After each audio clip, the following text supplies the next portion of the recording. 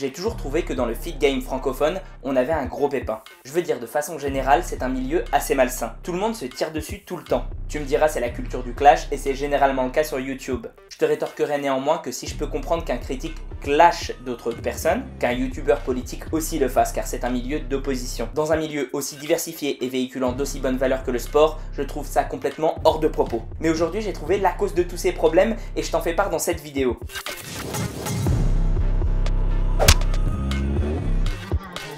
Alors voilà ma conclusion sans détour, c'est parce que c'est un milieu regorgeant de testostérone. Oui, ça peut paraître bête dit comme ça, mais c'est parce que faire ce genre d'activité engrange une production de testo supérieure à la norme. Ainsi, cette hormone, c'est bien connu, est la cause de comportements agressifs et vindicateurs. Pourtant par exemple dans cet article du Figaro Santé, alors ça vaut ce que ça vaut, hein. Il est dit qu'en l'absence de provocation, la testo ça rend altruiste. En d'autres termes, si on ne se sent pas atteint, pas provoqué, on a tendance à être plus généreux que la moyenne. Est-ce que ça voudrait dire que les youtubeurs muscu se vexent plus facilement que la moyenne? Bon alors dans ce cas, qu'est-ce qui pourrait motiver ça? Le point commun de bon nombre de ces personnes, c'est qu'elles ont eu à prendre une revanche sur la vie à un moment. En effet, il semblerait qu'il y ait toujours un traumatisme qui amène à vouloir faire de la muscu. À vouloir d'ailleurs bien souvent prendre de la masse plutôt que de perdre du poids. Ouais, mais...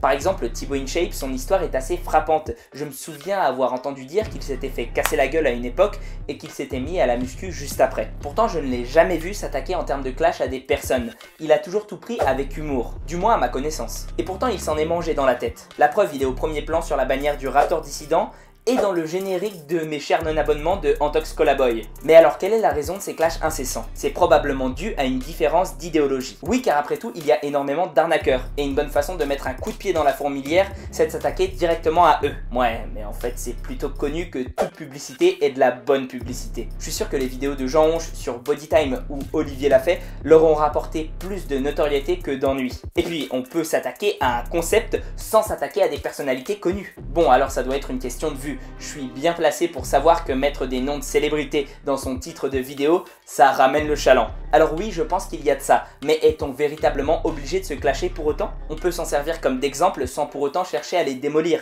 Et si tu comprends pas de quoi je parle, réfère-t'en à mes vidéos précédentes. En vrai, le truc c'est que je pense qu'on ne peut pas trouver d'excuses à ce genre de comportement. Loin de moi l'idée de vouloir être un moralisateur. Je vois d'ici les gars qui vont me dire « Ouais, il se prend pour qui ce petit con ?»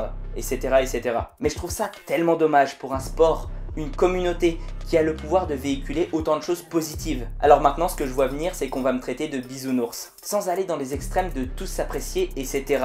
Pourquoi ne pas plutôt mettre l'emphase sur de l'entraide, plutôt que de critiquer ce qu'on n'apprécie pas? Ou si vraiment des pratiques doivent être dénoncées, pourquoi ne pas se concentrer sur ces dernières, plutôt que de forcément mettre un nom dessus ou s'attaquer à l'humain derrière? D'ailleurs, je suis convaincu que certains me suivent uniquement pour ce genre de clash ou de coup de gueule que je peux avoir de temps en temps. J'essaye toujours de m'appliquer à faire ce que je viens de te dire, à savoir m'attaquer au concept et non aux individus. Je ferai en sorte que ce soit le cas le plus longtemps possible, peu importe ce que je pense moi-même de ces personnes. Libre à toi d'être déçu ou de te désabonner.